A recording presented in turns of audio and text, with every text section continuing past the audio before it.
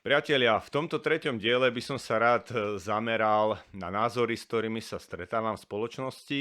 Sú to názory dvoch takých hlavných, by som povedal, že skupín, aj keď podľa mňa aj tie skupiny sú tak trošku umelo vytvárané a umelo burcované. Každá táto skupina vidí problém niekde inde a riešenie tiež niekde inde. Verím, že každý z vás to v podstate, alebo každý z tej skupiny to v podstate myslí dobre, ale podľa mňa sa obidve skupiny mýlia. A mýlia sa v podstate problému, ako aj v riešení.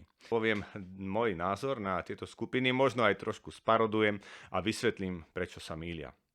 Prvá skupina túži po odstránení, alebo teda po víťazstve nad populistickými politikmi, nad tým, aby konečne tu rozhodovali inteligentní, vzdelaní ľudia a nie buraní, ktorí volia týchto populistov, ktorí vedia, čo majú rozprávať a za to ich títo ľudia volia. Častokrát je ich takým hlavným problémom je korupcia, klientelizmus, kamarátstvo a myslia si, že keď sa tohto zbavíme, tak už to bude dobre. Nebude to dobre, pretože ten systém, aký tu je, nespravodlivý, kapitalistický zo svojej podstaty, tu zostane. Uvediem zo pár príkladov. Povedzme, že sa zbavíme takýchto politikov, príde sem konečne ten volič, ktorý je slušný, ktorý je inteligentný, vysokoškolsky vzdelaný so svojimi politikmi. A môže to vyzerať napríklad takto, že dobrý deň, sú výkyvy na trhu, viete, na burze elektrika rastie, tu máte graf, nech sa páči. Príde ten volič, aha, jasné, graf, rozumiem, s tým sa nedá nič robiť, v poriadku, ja si nájdem druhú prácu a túto elektriku zaplatím. Samozrejme, odmietam štátne dotácie, pretože nebudem zodpovedne zadlžovať svoje deti, ani svojich vnukov, takže ja si to pekne odmakám a túto elektriku zodpovedne zaplatím. Samozrejme, tento človek sa nepýta, prečo je drahá a či vôbec má toľko stať, a či je to v poriadku.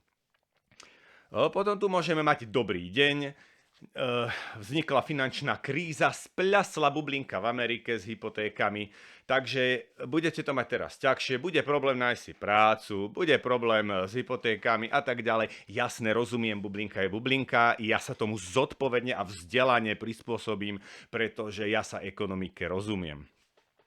Ďalej tu môže byť jeden vzdelaný študent vypočítal, že každých 7 rokov bude nutné predĺžiť vek odchodu do dôchodku o 1 rok.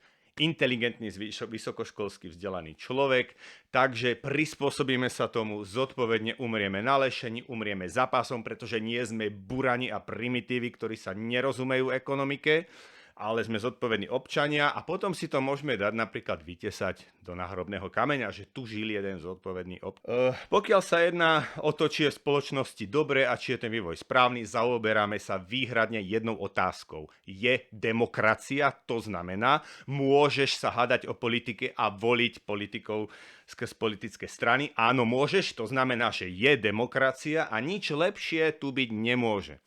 Takže to je prvá skupina. Druhá skupina, tá je trošku kritickejšia, tej sa tento systém nepáči.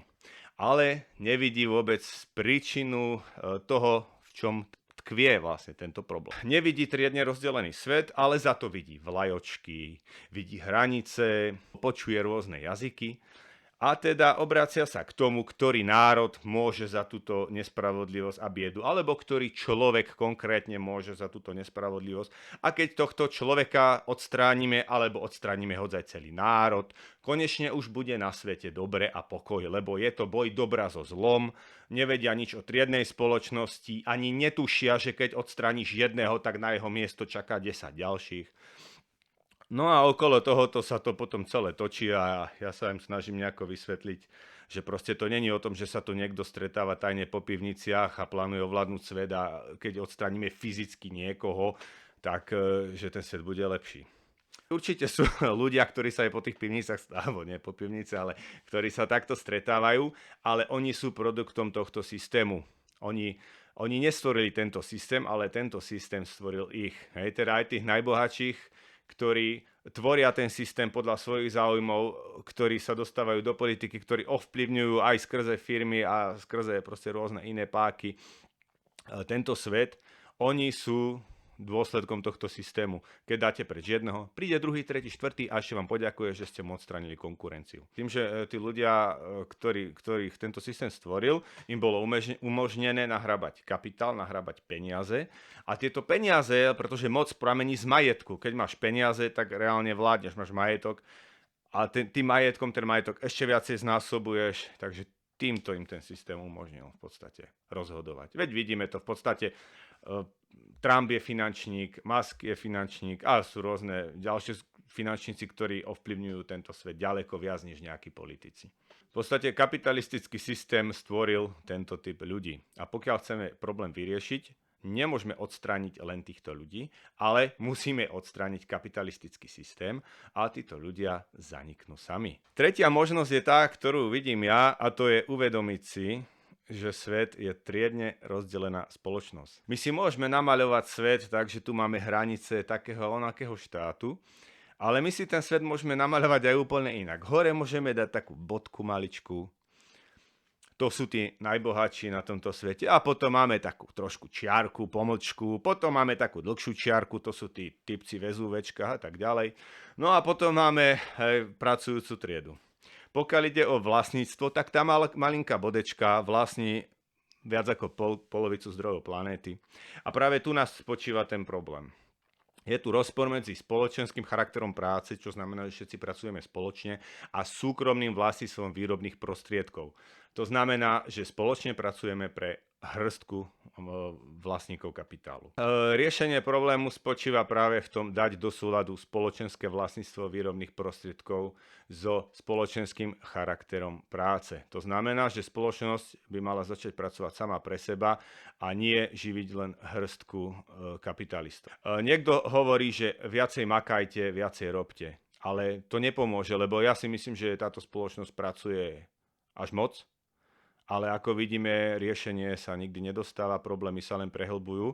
Preto problém není v tom, že či pracovať viac alebo menej, ale správne usporiadať vzťahy medzi človekom a prácou a vyriešiť ich tak, aby výroba slúžila naplneniu ľudských potrieb a nie aby slúžila len v prospech maximalizácie ziskov.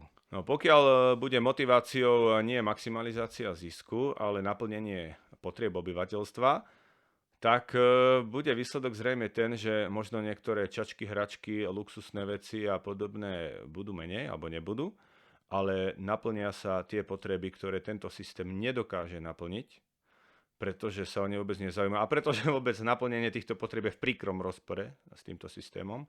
To znamená, že ľudia budú mať kde bývať, ľudia budú mať poskytnuté zdravotníctvo, lebo pracujú a majú preto na to právo. Ľudia budú mať prístup k bezplatnému školstvu, čo napríklad v niektorých aj tých tzv. Najvyspelejších štátoch nie je dneska možné. Ľudia budú mať voľný čas, budú pracovať toľko, koľko je treba, aby sa pracovalo. Výrobky by mali byť kvalitné, mali by vydržať dlho, nemali by byť umelo vyrábané tak, aby sa každú chvíľu kupoval nový a nový. Tým pádom by to malo pozitívny dopad aj na ekológiu, bo ľudia v dnešnej doby nepozerajú príliš celostne na svet. Oni sa pozerajú len kľúčovou dierkou na západ, ktorý obdivujú, pritom aj netušia, že obdivujú zlodejov a imperialistov. A je dosť možné, že keby mal byť svet spravodlivý, tak v istej časti sveta by poklesol konzum a takéto tie prkotinky, čačky, hračky, ale v inej časti sveta by sa ľudia napríklad konečne najedli. No a keď v podstate by bolo hospodárstvo znárodnené a pracovali by sme zodpovedne, lebo ten socializmus je v tomto spravodlivý, že máme sa tak, ako pracujeme. Hej. Keď budeme lajdácky pracovať, tak sa budeme aj nedobre mať. Keď budeme zodpovedne pracovať, tak sa budeme mať aj lepšie. Čiastky, ktoré končia v súkromných vačkoch, by sa prejavovali v spoločnosti, v nových školách, nemocniciach, v kultúrnych zariadeniach a podobne. Pretože človek v socialistickej spoločnosti dostáva len časť výplaty v peniazoch. A ďalšiu časť výplaty a toho, na čo má nárok, dostáva práve v dostupných základných veciach, ktoré dneska nám takto miznú pred očami ich dostupnosť. V podstate niektorí ľudia hovoria, že komunisti dávajú alebo budú dávať zadarmo, ale to nie je pravda.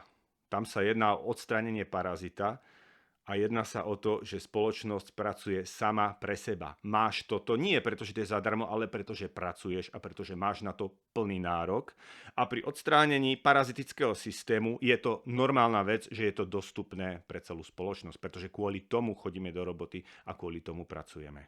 Ďakujem vám za pozornosť. Pokiaľ vás tieto videá zaujímajú, odporúčam vám určite sledovať aj ďalšie diely. Nasledujúci diel chystám práve o imperializme, ktorý je dneska veľmi aktuálny vzhľadom na to vojnové šialenstvo, ktoré sa deje všade naokolo.